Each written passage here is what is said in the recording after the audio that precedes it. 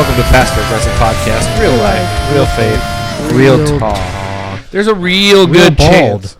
Real good chance. What? Real bald. I'm always bald. What do you? Did you shave your head today? We don't have cameras anymore, but also I'm real bald. No, you didn't really shave your head. I mean, did you get a haircut even? You look the same as you did. No. You look the exact same as you did yesterday. No. Honestly, no. There's a real good chance we're going to get interrupted because the door is open and my children are upstairs. It's inevitable. Gotta let Jesus take the wheel, man. We'll be all right. Yep. Speaking of taking the wheel, Jesus take the podcast. I know you want to know about my week. I do. I actually want to hear all about your week. I'm going to drink this white Monster because self-care. The most prevailing thing on my mind is I'm going to Cincinnati this weekend. Oh, you are? Yeah. I'm gonna play Dungeons and Dragons this weekend with strangers. Cool. Pat's pagan. I'm gonna go see. I'm gonna go see my boy Tanner. Man, go visit his family. Probably go to church out there. I think he wants me to. But send me the address so that I know where to ship your stuff when you decide that you're just gonna live there on a whim. Yeah, right. Not tell him don't with this bathroom remodel. Okay, well, he'll see you in 6 years. There is a slight unfortunate circumstance to this whole thing. I'm on call this weekend, and I forgot. Oh, that's interesting. Speaking of letting Jesus take the wheel, I'm really hoping that I don't get a call. Brother, I don't know if this is... You sound like you're talking about prosperity gospel over there, because I don't know if that's really how this works. I don't know, but the thing is, I'm not like just going, to have a good time. I think I need to do this, bro. And I've been trying to schedule it with him. I thought that I had to watch your kids this weekend, so I had already planned this weekend to go. And then Tiffany brought that thing up, and then I misheard it. And then I canceled on him, and then I was going to do next weekend. And then I found out you guys actually need me to watch them next weekend. Yes. So I had to cancel on that again. I'm like, all right, bro, let's just do it this weekend. Okay. But I'm on call. I bet he loves that. No, he hates that. He seems like a real loves a good wishy-washy friend kind of guy. Bro, he has a calendar. No, he does reminders. Well, I remember we had him on the podcast one time, and like just scheduling that was like very much like this time, this place, let's make it happen. Yeah, which is good. I like that. And I'm just not mature enough for that yet. Yeah, I commend someone who's like that. I'm not either. So yeah, I think that's why we work so well together. Yeah, because we're just like, hey, you want a podcast right now? Sure, why not? We don't even know what we're talking about. We have no idea. Let's do it. You literally were like, tell me about. Let's podcast about mystery. Speaking of white monster, it's like the white mystery airhead. What does that even mean? I don't know. I think that's just cherry flavored. Yeah, so we're just going to talk. We're just going to talk about theological cherry flavor, or something. The blood of Jesus. Wait, no, that's grape the Eucharist? flavored. That's grape flavored, my friend. Wait, why do we do grape? Anyway, well, because the grapes of the vine. This is some Protestant BS, dude. I don't want to hear this. Yeah, bro. So I'm excited to go do that. I'm super excited, but my week's been pretty normal. I've been so busy, bro, and I'm just whooped. Yeah. Every day I come home, I just sit here and I play this new game I got where I mine rocks and defend waves against shadow monsters, and I watch Netflix. Dude, that is the game that Tiffany and the kids play all the time. That's just like that Roblox game they play. Bro, I ain't playing Roblox. First of all, if I got on Roblox, I'm automatically on the sex offender list. And second of all, well, I did play Lumber Tycoon. You know what that is? No. You chop trees and you sell the wood. Anybody out there listening, Wyatt, if you're listening, you know what I'm talking about. That's what they're doing. They're chopping trees and then defending from cultists. That's all they do in this game. See, that's weird. These guys are just shadow monsters. Oh, yeah. Yeah. Cultists, that's weird, but shadow monsters. You sound like me defending Dungeons and Dragons. But yeah, I've just been super busy. But honestly, I feel good, bro. Like, I'm waking up on time. Hardly this morning, Warner came down. Oh, dude, I had to save your butt. Not really, bro. I was already awake, and I was just doing that thing where I'm like, I'll get up at 7:10. I'll get up at 7:20. I'll get up at 7:30. Yeah. And then you're like standing there, and I have no pants on underneath my covers, so I'm like waiting for you to go around the corners so I can put my pants on. Yeah. But meanwhile, we're having a whole entire conveation. Yeah. I can't even remember what we talked about. I mean, I don't even think you're I was just like, man, I'm really worried about my pants situation right now. But yeah, bro, I'm doing good, man. Nothing really too exciting to report on. How you doing, man? I'm what are you good. up to? I had a really busy week this week. We were updating some of the media stuff at the church, which has, by default, me being a young pastor, the anything that has to do with technology kind of comes down to me. Yeah. But no, I had a couple of the older guys helping me out. Some of my trusted trustees who do anything and everything that I ask, just kind of like helping with physical labor, hanging TVs and all this stuff. But then my job was, to make sure that I got some strong guys to help us lift this big, heavy TV, which you think flat screens are not heavy, but once they reach a certain size, they become heavy again. Yeah. So we're lifting this big screen that's replacing like our projector or whatever, and it was heavy and it was difficult, but it went together really quickly. But then all this week I've been messing with like trying to get all of the computer for like the song lyrics and the sermon slides and everything to communicate with said TV. Yeah. And then also with the back monitor that's like supposed to help you while you're on stage. And it's been complicated and I'm trying to get that figured out. But what are you guys buying your second building? Nah, dude. I'm not doing any of that. But I it was cool though, because in the midst of this, sometimes I get caught up in the chaos of everything and like and I'm so like I'm not a big like attendance numbers guy. You know this, that I just really don't like. If it were up to me, we wouldn't even count. But I've dialed that back a little bit, and I'm like, all right, well, let me see the purpose of it and like what's the good we can get from knowing how many people we've had in the past, where we're going in the future, yada yada yada, all that stuff. But today, but mostly I'm just like, I don't even think about that stuff. But today was really cool because I had a pastor's meeting with several friends of mine, and some of them, their churches are also growing, and we got to like celebrate together, and that was really cool.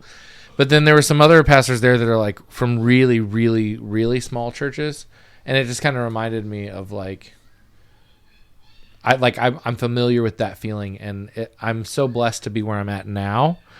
But like they were talking about the struggles that they have with just like when they have like they have a 25 to 30 people, and 5 people leave or something, that's a big deal, Yeah. And I bet it's hard for them to get big TVs. yeah, probably. It'd take the entire church to lift it. But no, it was just really it was really a blessing to me to be like reminded like, hey, this is awesome that I get to do this, and that my problems are these kind of problems. You know what I mean? Like that's really cool. It's like when your struggles are you're just winning. That's all. Do you think it's more challenging? My struggles are I ain't got really any struggles. You know what I'm saying? My struggle is that I can't find a struggle. Yeah, you get it. You know what I'm saying, blood? You get it. Do you think it's more challenging now that you have more people, or less challenging, or different? Different challenging. The big challenges with more people is, how do you keep them all entertained? No. Well, that's the thing is I don't really worry about entertainment. I'm just preaching. How do I get them to listen to announcements? How do I get them to listen to announcements? Spoilers, the answer is you can't. They never will. But anyway, no. I think the biggest challenge in it, one of the biggest challenges is being able to have a personal interaction with every single person that comes in. And making sure that because a lot of times I will be doing something else, or and I like to be at the door greeting with the elders and the deacons and stuff, but sometimes I'll have to run and do something, and I'll miss somebody coming in, and maybe I'll miss him going out, and then they might think, oh, he didn't want to talk to me or whatever, and so there's struggles like that. And then it's also sometimes a struggle when we're making plans and you're trying to do things that not to please everybody, but make sure that everybody's at least comfortable with what you're doing. But then not everyone comes to the meetings, and then you make a decision, and then somebody's like, well, I don't really like that. It's like, well, I can't please everyone, but also come to the meeting. and tell us there that you don't like it before we make the decision or something. Those are the things that are the struggles, I think, with the growing pains or whatever. Do you think a church can get too big? Yeah, absolutely. Yeah. I think what do you think the cutoff point for that is? I don't want to like alienate some like huge church that's really doing good, because I know there are some that do. But I for me personally, and I think it probably does really depend on your leadership team and who's pastoring the church and that kind of thing. But for me personally, I think anything above 250 would be too difficult to manage the way that I like to interact with people. What you're talking about makes me think of like when I first started going to church with your dad. This is like what we talk about when you pray for somebody on the street, or you're trying to get somebody who's a Christian. I've experienced this a lot, to start going to church. Yeah. And at first I really needed your dad like to be the person I was going for or to be with. You know what I mean? And if there was even 100 people in your dad's church, it would have been hard for me. I followed him around like I was his like scribe or something, Yeah. So it would have been hard for me to do that if he had to also manage all these other people. But instead he had these people that were like, that he's already done that for in his church. Yeah. So eventually I feel like it just gets out of hand. And there's that argument where it's like, wouldn't you want all the Christians to commune in one place? And I was like, I think, maybe that's a good point, but maybe that's also impossible. And on an earthly perspective, that's impractical.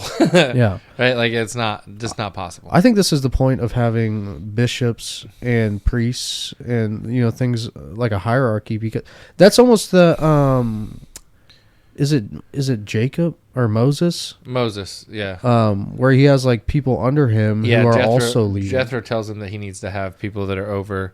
And the interesting thing about that is, he sets it up so that there's people over different amounts of people depending on what they can handle, which kind of sets a precedent for what we're talking about, that big churches can function and do really good, and so can small churches. But basically, there's some people that are put over like 1,000 people. There's some people put over 100 people. Some people put over 50 people, and some people put over 10 people. Yeah, and so.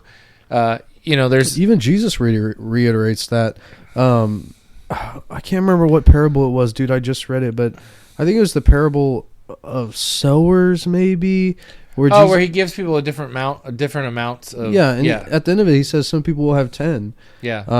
And that made me feel a little comfortable, because everybody wants to be a pastor, everybody wants to be a street preacher or something like that. But also, like, I'm not like limiting myself or anything. I'm going to name it and claim it, but. like a good prosperity gospel guy. But that was an interesting point. I don't know. Yeah. But anyways, you're still talking about your week, and we've went on a tangent. Yeah, we did. So I have a good outlook on where things are and where things are going, and I feel good about what the things that I'm doing right now. I feel really, really glad to be able to do the things I'm doing. What are some things you think need to change? I think I've already talked about this on the podcast a lot. I don't know. I actually know for sure if I have, but I've been really working on this whole giving people more freedom, and in so much as I'm not like micromanaging things as much. Yeah. Which has been really good for me. Like, it's not like, yes, good for them, but also good for me because I'm actually working on this thing I've been saying I need to work on for a long time. And I'm finding it challenging, but very uplifting too. Like, I'm feeling good about it. Some days it feels like I'm pulling what little hair I have left out. But buddy, that's a mystery. But I right now I feel good about everything, and just meeting with other pastors is always a good reminder of how good things are and how good I got it. Yeah. What about when you meet with me? What does that remind you of? It reminds me of this morning when we had a conversation when you had no pants on. That's not true. Keep that. Yeah, keep that. Don't ever say that to anybody else ever again. Okay, I'm already living in my pastor's basement. Yeah, and one split of the church difference. This would be weird. Yeah, you should really come to the gym with me and Eli sometime. Well, you're never home on time. We go really early. I mean, why should I do that? Because it would be fun. I think. Yeah. Yeah. I want to see how much you can lift. Oh, I could lift more than you. You think you could lift more than me? Yeah. How much can you bench? I'm pretty strong, brother. No, we're going easy. I think I was benching. I think I benched 130 on Monday or Wednesday or whenever we did chest stuff. At my peak, I could do like 160, which isn't a lot. I have working man strength. Yeah. Okay. I have practical strength. Yeah. Like early to rise, early to bed strength. Yeah. I would do that. But yeah, my job's not as like forgiving. And I'm realizing that now that I'm trying to go to Cincinnati for literally a day and a half or a day. Yeah, it's going to be difficult. Well, if your boss gets past our terrible sound quality and listens to this episode, he's going to be really disappointed in you. Anyway. Shots fired. I can't get him to listen. And I don't know if I want him to listen to our last one because I don't know if I said bad things about him. No, I never know if I'm always a little concerned, but then I remember that there's not a ton of people listening, so it's fine. It'll be fine. Yeah. We haven't really seen much growth on this thing, have we? It actually has gotten a lot better since I've remembered to submit to YouTube. Remembered is an interesting way of putting that. You came to this conclusion on your own, huh? I was reminded by somebody who was like, you haven't had a YouTube video on there in a while. I'm like, oh, yeah, I forgot that I have to push this button. That was me, bro. Oh, it was? That was me. I thought somebody else told you that. Oh, yeah. Yeah. But it was still me. I was the messenger. It was you that told me, but that doesn't mean... I was the Mercury. That doesn't make it a unique idea from you. It wasn't a Zach original. That's apostolic succession, brother. Yeah, that's how it works. And we got there. Ooh. What was that? What do we want to talk about today? Well, like I said earlier, I know better than you do. You did tell me that you want to talk about the mystery. Mystery. Yeah. Engage sparkling sound effect. Yeah. Yeah. I was just having a conversation with my boy. And he called me to ask my opinion on this verse in 2 Chronicles, which I've never read. 1st or 2nd or 3rd or 4th Chronicles or whatever's going on there. So I have no idea what he's talking about. I don't really get into the Old Testament too much anymore. But it was essentially this verse, I guess he was saying, where the cherubims use their wings to cover the Ark of the Covenant. Yeah. You know this verse? Yeah. And he was talking to his mom about it, and she was saying that they were statues. Like statues put over the Ark of Covenant. Like almost like when God puts the flaming sword in the Garden of Eden. You know what I mean? Well, the flaming sword is not a statue. The cherubim thing probably is, but... You think the cherubim thing is a statue, not an actual cherubim? No, the Ark of the Covenant itself has cherubim statues on it. But the scripture says the cherubim spreads its wings around the Ark of the Covenant. So if it's a statue, how could it spread its wings? I'd have to show you a picture. We have a picture of the Ark of the Covenant? Based on artist renditions of how it's specifically described. Yeah. Have you ever seen Indiana Jones? All right, brother. This is the problem with the Protestant church. Is that I get my theology from Indiana Jones? Now look, yeah, see? This is what it's talking about. And this is from the scripture. This is an eBay listing for, I don't think it's the real one, but yeah, like that. You see what I'm saying? Cherubim, wings, covering it. Right, but what is that a picture of? That's a picture of what how it's described in the Bible. Look, these are all. I don't need the Etsy version. I want a more. It's described in the Bible specifically, like this. And this is really good audio, and I keep showing you pictures, and we get quiet. But yeah, like that. See? That's there's cherubim covered there with whose wings. What's wings is covering the ark? Well, I can't find the verse that he was talking about. So I don't know. But anyways, this isn't the point of what I was getting at. To be clear, though, the flaming sword is not a statue. That's a real thing. Like an angel with a real flaming sword standing there, not a statue. Right. And I would, I think what I was seeing and what he was telling me is that, some people find it hard to believe in the mysteries of God. Yeah. Like Jonah and the whale. Or do you think Jonah or the whale was a statue? First of all, it's not a whale. It's a big fish. Which is a whale. No. They're different. Whales are mammals. Brother, Zach. You're a big fish, first of all. And whales are just big fish. Whales are mammals. Fish are fish. That's a different thing. I'm sure fish is not the scientific name for fish. Aquatic sapien. Episcopalian, or whatever they say. But those things are hard to believe, especially from our paradigm. Things like, even to the simplest to a Christian, like the casting out of demons. So I kind of just wanted to talk about, the mysteries. Do you want me to read this verse in 2 Chronicles? Yeah. 2 Chronicles chapter 5. Wow, this is a long one.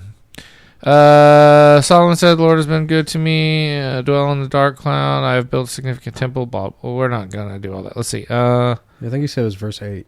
Verse 8.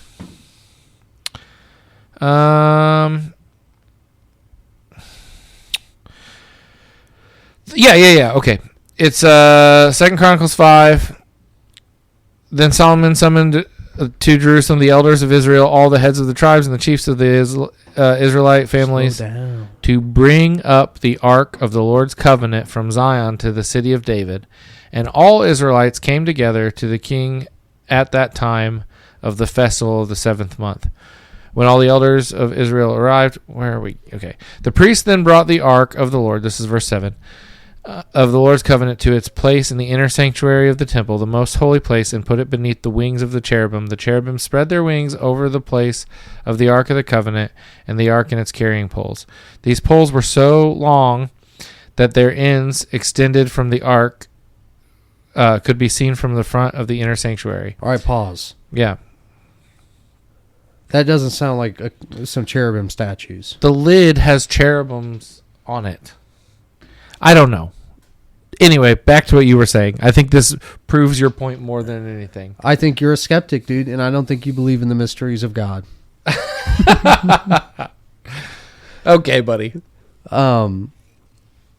But yeah, I mean, in our paradigm, you think of the charismatics, and I sometimes question myself, like, do I just not believe? Am I like too skeptical? And it's the whole C.S. Lewis thing where he's like, some people take Satan like too seriously, and some people don't take him serious enough. So I wonder what the fine line in God's mysteries are. Do you think it's important for us to know if those are real cherubim or statue cherubim? Define important. Important to what? Our spiritual walk. Sure. You think so?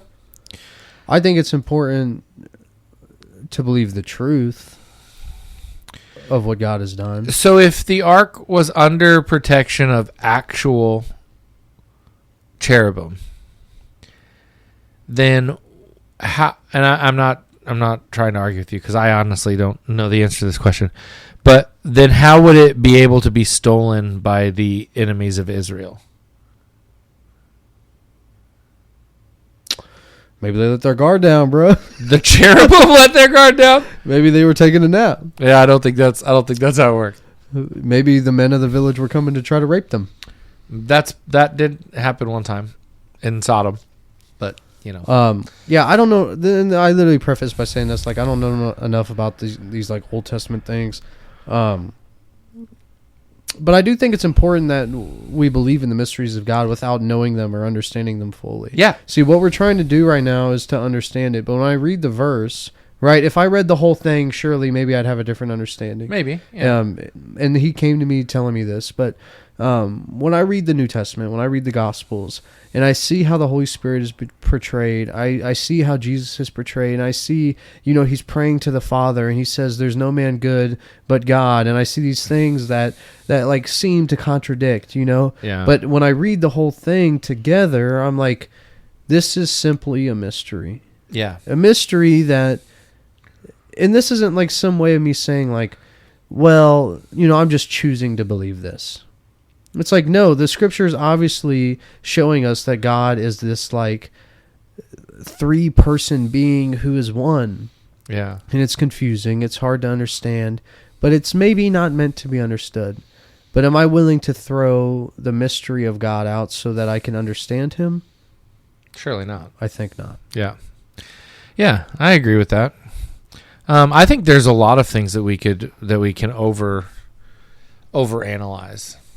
And I've talked with several people about this over the last couple of weeks, of things that I don't think, there are some things that we just have to have faith in that we don't truly understand, or maybe we can't really put to words, so like when we've had different arguments about the Eucharist, and sometimes I feel like we're saying the same things just from different perspectives. And I think that that's one of those things where it's like, it's hard to really explain, one, what we believe, but what we mean by it when we say that we believe a certain thing about it.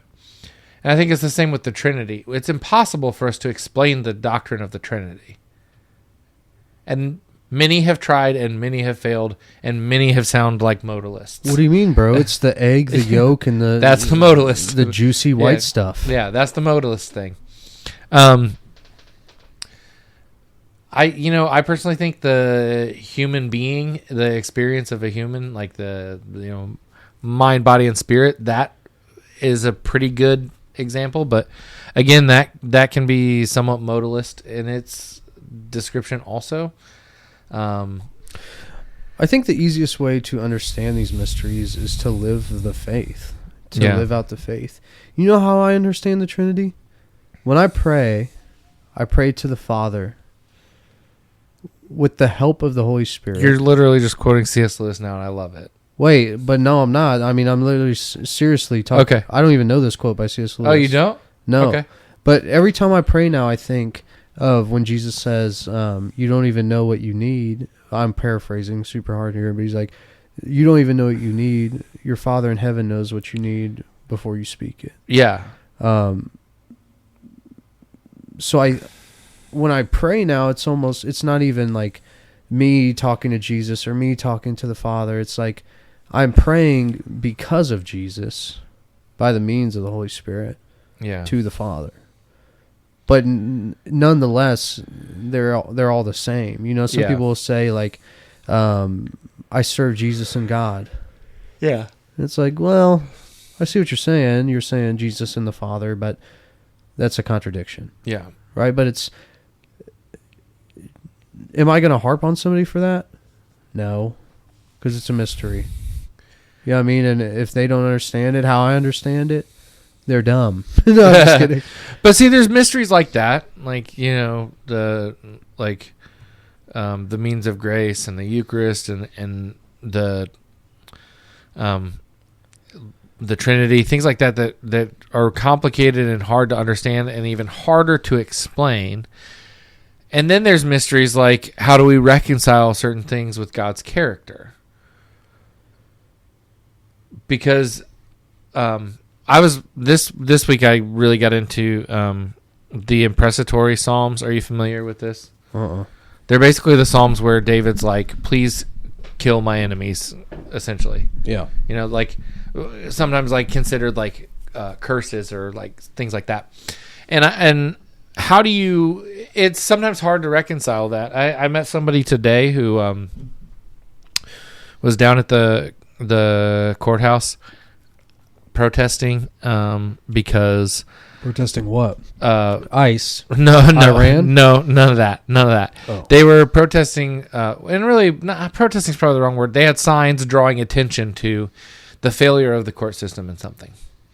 And so basically, this person's someone that this person knew, a relative of this person, had been killed by someone in a completely different state by someone that was not that who was I don't know how you explain it, but like let loose while during their trial here, with the stipulation that they wouldn't leave the state. And they left the state. And they killed someone. And so now this person's like, this would not have happened had you locked this person away while you were waiting their other trial, you know? Okay. And it's big news. It's kind of all over. But these people were over there, all over the Martinsville community page on Facebook. Yeah, but also it was like on like the local Fox affiliate news too and stuff like that. So I mean, it's really it's been a big story. But so I met these people and I was thinking about that. Like, yeah, you want justice in that, and then something interesting about this is, the person who did this, the criminal who should not have been loose in the first place and then killed someone, then either intentionally or not, drove their car into a semi and died. Oh. And so it's like, now this person never gets what they would feel like is like true earthly justice, right? Yeah, to see that person suffer. Because that person's dead, but that doesn't bring this other person back, and it doesn't really bring to justice the person. It's just how it works out.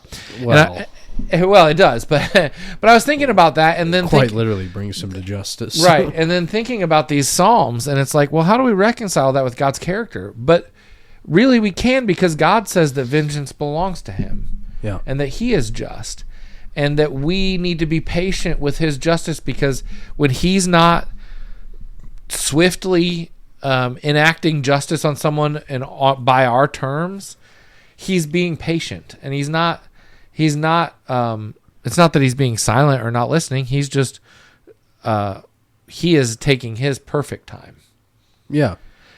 So I wanted to bring this up. I'm glad you talked about that. My friend told me that he had a friend that died when he was young. He's like, this guy was like a really good kid. He was religious is the word he uses. And I get what he means by that. He believed in God. And he's talking about this kid and how he died, and how he said there's a verse in the Bible that says, God will take you before you do something like too bad. And I was like, I don't know if that's really a verse in the Bible, but, I think that could be like an act of prevenient grace. Yeah. But I can understand how, like, if I didn't know about that, and I think, like a secular person, like, how could God let a young man who hasn't even experienced life, he hasn't even got to have a family or a wife, kids, he hasn't got to own a house, he hasn't got to do this or that or this or that, and God just takes him away? God just lets him die? Yeah. I'm not God. Yeah. That's a difficult thing to reconcile. I'm not God, but I also don't know what his life would have been like if he didn't die. Right. This kid could have been homeless in the streets smoking crack. Yeah. Which, no shame to anybody that's doing that. I doubt that they're listening to the podcast. If you're listening to the podcast, maybe pause it for a second and get everything else figured out, and then you can come back and listen. Yeah. Like, that sounds like maybe a bigger issue. Don't be listening to the podcast at this time. But, like, same thing with babies. I was talking to my supervisor about babies, and he's like, I think babies go to heaven, but I don't know where that's at in the Bible. And I was reading today in Matthew where Jesus, I think the disciples ask who will be the greatest in the kingdom of heaven. Yeah. And Jesus brings a little child to him. Yeah. And then you think of, like, when who killed the Canaanites? Who slaughtered the Canaanites? Was it the Canaanites? The Amalekites. The Amalekites slaughter the Canaanites, and you think, how could God command this tribe to go kill every woman, man, and child? Yeah. Well, what if these children were going to grow up to sacrifice their babies? Yeah. And to cut themselves in honor of these gods and to do terrible things and slaughter and murder people? And never have an opportunity to come to the realization of the real Creator God. I'm not God. Yeah. I don't see the full picture. Yeah, that's a common. But that's a mystery. That's not. I'm not giving you an answer. Right. I'm telling you, I don't know the answer. Yeah. There's similarly, you're talking about things that are not necessarily in the Bible. I think the best example for what your friend was talking about baby, well, your supervisor or whoever was talking about babies going to heaven. The best example of that is, I believe, in the books of Samuel, when David, when his infant child dies, and he says, he will not come back to me, but I will go to him. I feel like that's I think that's probably the best example of someone who had a good understanding of where children go. And I think that, I mean, I say that, somewhat biased, because I did use that text to preach at a baby's funeral. So it was kind of hard. That was the first funeral I ever did. Bro. Yeah. Yeah. What do you even say? Like, yeah, it was tough. Then, it was interesting because my dad did not know the people, the family of that person, but my dad came to that funeral to support me because he knew it was going to be hard. But then he said, it's funny because then a few months after that, I did his funeral.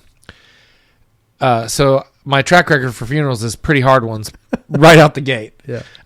But he told me, and I've had multiple pastors tell me this, that the hardest ones are like teenagers, especially when it's like something like tragic and senseless, and because they're at the age of accountability. Because it does seem so sensitive, like when it's like a drug overdose or a drinking and driving accident or something, you know what I mean? Like something is like completely avoidable.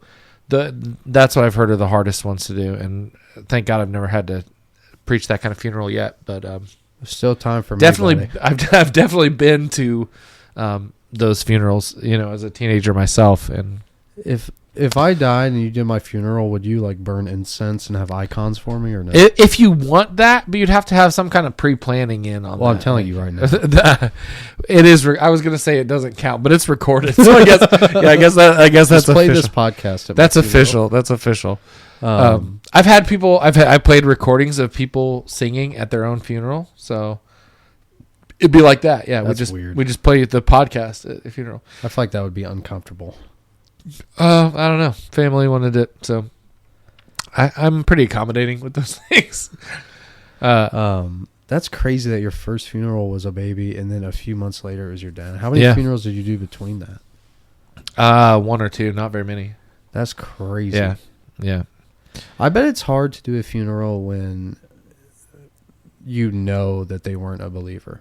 I have done several funerals now.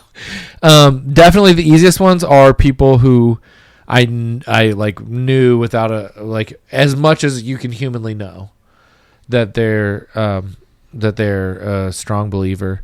It's almost like a celebration, isn't it? Yeah, it really is. Vodi Bakum, rest in peace. He has this sermon where he talks about how the greatest honor of a pastor is to shepherd someone from their flock into eternity. Yeah. But it's heavy and it's hard. But honestly, from that's talking about like the emotionally difficult part of funerals. The hardest funeral from like a job perspective is ones you don't know. Occasionally, I'll get a phone call from a funeral home because I know all the funeral directors, and they'll call me, hey, I don't have somebody to do this funeral, or no, they don't have a preference of someone to do a funeral. Could you come do this funeral at the funeral home? And I don't know the person. I know nothing about them. Those are the hard ones because I'm like, I have to talk to someone in the family who I also don't know while they're dealing with like a really heavy grieving time, and just like try to gently. You're like, did they go to church? You have this checklist. Did they go to church every Sunday? Yeah, like did they pray? Did they go to Bible study? How many Bible studies a year do they miss? Try to gently glean information about their loved one that's passed. It's just not. It's not my strong point, and so I just don't prefer to do those. What do you think about purgatory? I don't believe in purgatory. Not at all. You don't think there's a chance? No. Well, I don't believe in purgatory in the sense. How do I word this? I don't believe in purgatory in the sense of like. Can somebody be saved after they die? No. I don't know. I don't think so. But I also don't know what happens in the last moment between their last breaths. You know what I mean? That's always been a hard thing for me. Is like God can do anything in that last moment, and we could have no idea. Do you know the creator of Dilbert? Are you familiar with comic strip Dilbert? I think so. A guy with like his glasses or his like eyes. Cartoony. Yeah. The creator of Dilbert died this week, and he was like known as like a staunch atheist for a really long time.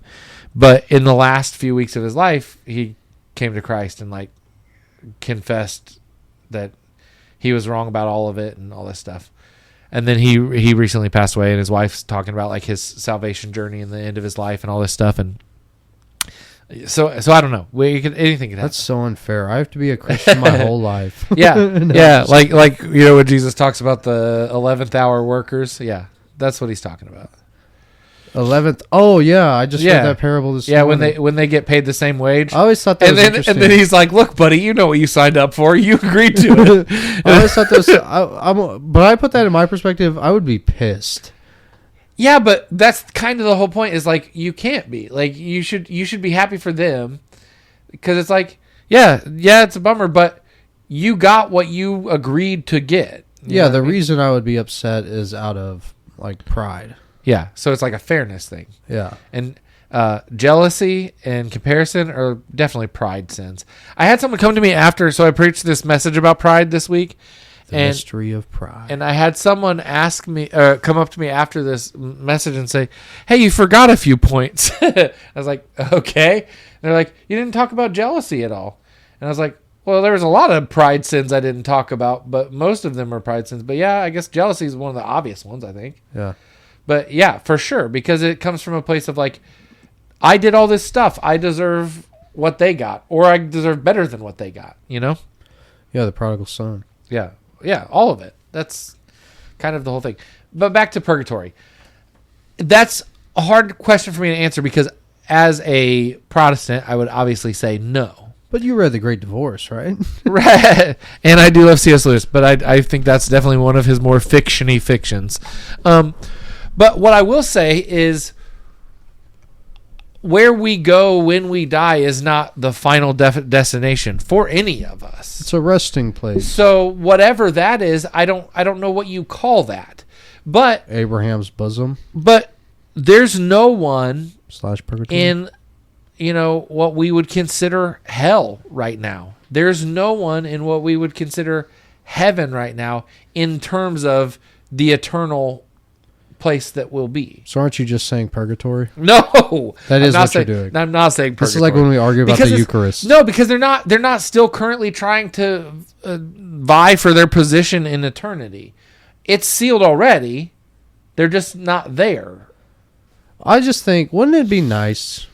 Wouldn't it be nice? Yes, it would. It would be nice if. I love the Catholic priests that are like, God have mercy on his soul. Sure, I love that. After they're dead. Yeah. Dead, quote unquote. Yeah. Well, they're not dead. Their soul's not dead. Their soul's somewhere else, and their soul is like conscious. Yeah, and in the early years of that, they were saying, God rest his soul. Now pay me so I can send him to heaven. That was not the early years, brother. That was the late years of it all. I would argue we're in the late years, buddy. I hope. I hope Jesus is coming back soon. Because honestly, bro, I've been thinking about losing weight, man, and that is going to be hard. Losing weight is going to be... It's hard to get motivated to lose weight when you just know that Jesus is coming back. If he just came back, I wouldn't have to do it. Yeah, you're right. You're right. I wouldn't have to slave away at a job that is less than ideal, not the worst job. Just in case your supervisor is listening. No, we talk about this all the time. He's always trying to convince me that it's a good job. Life's just hard, man. I'm ready for... it's almost selfish, I think. in a way. I was talking to my friend on the phone, and he said, I never wanted to live past 35. And he's like, all these, and life is a mystery in itself. He's like, all these things that have happened to me. He's like, these breakups, these car accidents, this divorce I went through, all these things that I've been through. Why'd you laugh at that? He's like, all these things I've been through. Because you were kind of like chuckling and you're smiling as you're talking about it. It's funny because I'm thinking of the idea of him saying, all of these things have made me to be where I am now. And he said, I'm at a good place. Yeah. He said, when I was young and wanted to die at 35, I never thought I'd be at a good place. Yeah. That's a mystery, bro. It's a mystery that growing up, my life was bad. I look at my life now and it's not all that bad, but growing up it was bad. My dad was addicted to drugs. My mom was addicted to Indians online. My brother was addicted to drugs. Our life was crazy. But I would have never had true peace if not for the chaos. And that is a mystery. I mean, the first time we really talked, you were telling me about like a Wild Wild West trailer park shootout. So that was the first time we talked? I think so. Like one of the first times. And I was like, dang, this guy's hard. That was the same day, bro. I went to work, dude. I'm like, no, I think because I remember this because I tried to come to the church and you were at home or something and you were like, just come to my house. And I was like, nah, man, I'll talk to you later. But yeah, bro, that was after I was a Christian too, or I don't know. I'm still being made a Christian. Whatever. Once saved, always saved. But yeah, if not for these things, I wouldn't be who I am, bro. And it's hard to see, even right now, where I think my life is so bad, dude.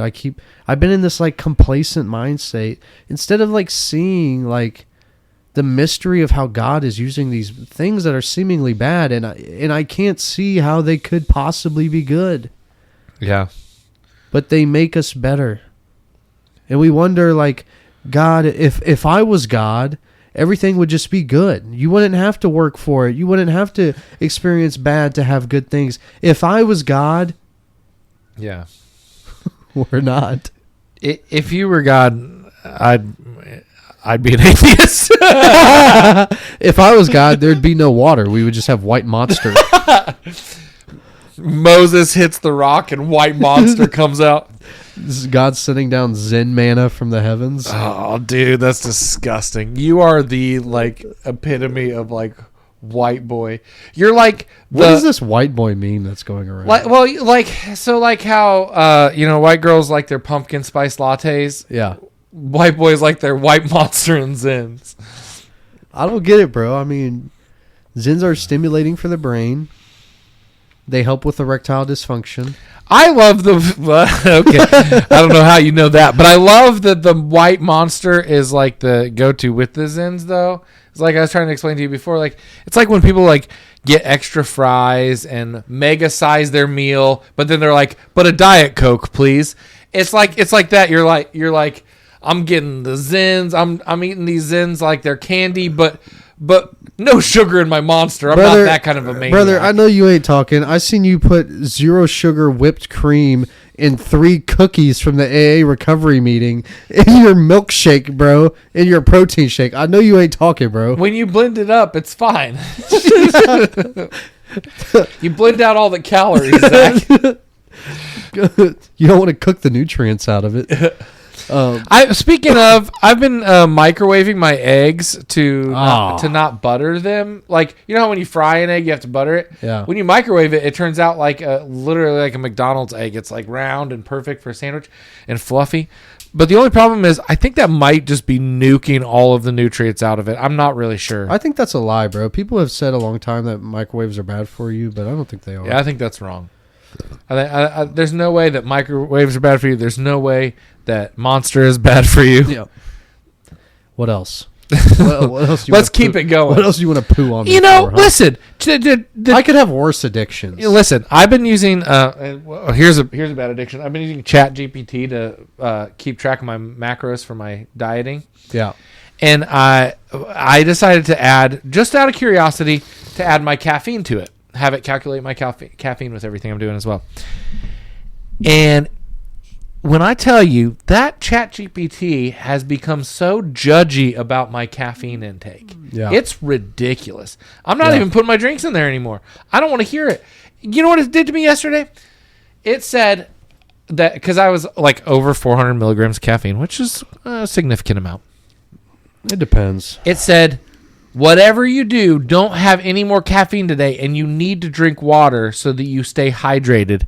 And I'm like, brother, you're a robot. How much water do you drink? Right, judge not lest you be judged by the same measure you judge with, bro. Like, yeah, don't be telling me I need to hydrate. Yeah, you analytical AI. I don't have no. Yeah. Get out of here with that. I was the one that told you to keep track of my caffeine. You just text back to ChatGPT. You're like, I'm not praying for your soul anymore. Like, listen here, brother. Don't you tell me what I can and can't do when I ask you to keep track of something for me. It's like, sorry, Massa Warner. It was crazy. I could not believe the lip I was getting from this AI about my caffeine intake. It's crazy. Bro. But yeah, I should probably slow down on the caffeine. You know what I'm saying? I don't know, bro. I feel like I drink Monsters while I'm going to bed. You know, it did. I asked, then I asked, what's the big deal about caffeine? And then it gave me this whole Googled list of things that are bad about caffeine, you know. And one of the things is it said, even if you can go to sleep after drinking caffeine, you're probably not getting good sleep. And I'm like, how do you know what kind of sleep I'm getting? I get great sleep. Yeah, I know. I couldn't wake you this morning. Bro, I was already scrolling YouTube Shorts when you walked in. Like, brother, I'm wide awake. Well, if you need me to wake you up tomorrow, you're out of luck because Fridays I sleep in. So, bite your tongue. And then I'm going to go to the gym, and then I'm going to get buff. And yeah, we should do it. We should do a night gym. I don't know how late the gym I go to is open. Probably 11. Brother, you go to Planet Fitness. Yeah, it's not 24-hour fitness. I'm pretty sure Planet Fitness is open 24 hours. No, I know for a fact they don't open before 5 a.m. Is the Planet Fitness here pretty jumping? Yeah. So right now it's just now starting to die off. You know how it is. Yeah. But January 1st, it was jam packed. Everybody's in there. I love that you position your story like you're like a gym rat and you have to deal with the New Year's Brother, Eve I've been doing this for a couple years. So what? I've been going to the gym for a couple years. A couple years? Yeah. I've only known you for a couple years. I've been going to the gym since December, not this last December, or I just finished my third December. I started in December of 23. I would argue you've only really been going hard though since you've been working with Eli. Yeah, well, yeah, that's true. I've been consistently going every other. You've been going to the gym like when you go to the bathroom to poop and you only fart. That's how you've been going to the gym. No, I've been going 3 days a week, working out for a solid. I mean, we got a solid workout going. So, I'm proud of you, man. But it kind of hurts sometimes. But I love doing triceps, dude. Triceps is my favorite. What are your triceps? The back part of your arm. Oh, why? I don't know. The way it feels when that thing gets pumped up is like, it's the best. I love back. Back and shoulders, dude. I hate legs. Can't do it. I love legs. I want nothing to do with leg day. I need one of those crunch machines, dude, where you like lay on your back. But the ones at Planet Fitness suck. I don't know. I've never used them. You know what I'm used talking them. about? Where you push the weight with your legs? Oh, yeah. Yeah. I want one of those. Yeah. I don't know, man. We're just sounding like a bunch of gym rats. But anyway, make sure if I want all our fans out there, make sure you're drinking plenty of caffeine. Make sure you're staying dehydrated. Stay in hype. That's not the truth. But God's truth won't back down, and neither should you. Stay focused, stay aggressive, and stay relentless for God's glory. Amen.